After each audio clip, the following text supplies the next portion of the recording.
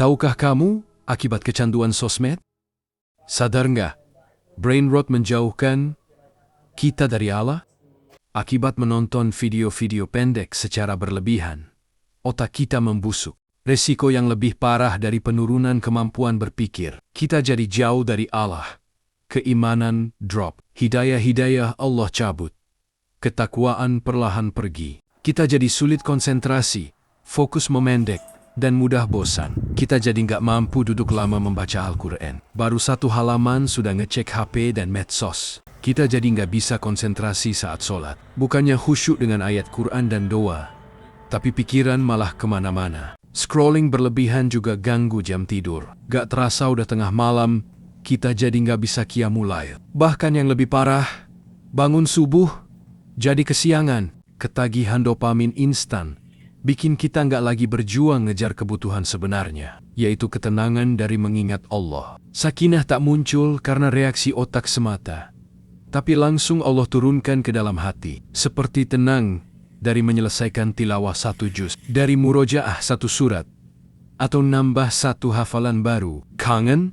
Nggak sih? Kita mulai lupa pada hal-hal yang penting. Otak kita terus-menerus diterpa hal-hal dangkal yang lucu. Kita jadi lupa amanah yang harus dikerjakan. Kita jadi nggak mampu mengerjakan amal soleh yang dulu sering kita lakukan. Bahkan kecanduan HP dan sosmed juga bisa membuat habit orang berubah 180 derajat. Yang sebelumnya rajin bisa menjadi pemalas, tiba-tiba jadi penyanyi dadakan. Tidak peduli akan dirinya sendiri. Rela meninggalkan pekerjaan yang menjadi mata pencahariannya demi sibuk dengan dunia sosmed dan komunitas baru yang tak mengenal waktu. Hampir 24 jam non-stop setiap hari. Kecanduan HP bisa sangat melampaui batas. Dimulai dari bangun tidur hingga mau tidur lagi. HP tak pernah lepas dari genggaman. Habit ini tidak saja merusak diri sendiri, tapi juga sudah mengganggu orang lain dengan kebisingan yang ditimbulkannya. Ingatan kita melemah. Kita juga jadi lupa ilmu,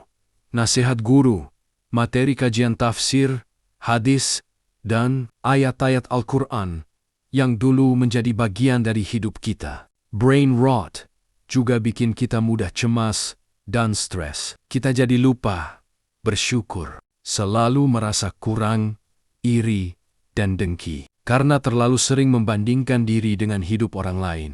Akhirnya, kita kehilangan motivasi. Kita jadi kehilangan ambisi untuk memperjuangkan mimpi-mimpi mulia. Modal kita menuju surga yang dulu menjadi bara di dalam jiwa. Sebelum terlambat, bisa yuk kita cegah brain rot. Stop kecanduan sosmed. Teman, kita berjuang untuk sembuh yuk. Otak kita punya kemampuan neuroplastisitas, yaitu kemampuan otak untuk berubah. Mengembangkan kembali kemampuan neuron-neuron, dan menghubungkan kembali neuron yang terputus. Kita syukuri nikmat otak, nikmat akal dari Allah. Bentuk lagi kebiasaan baik.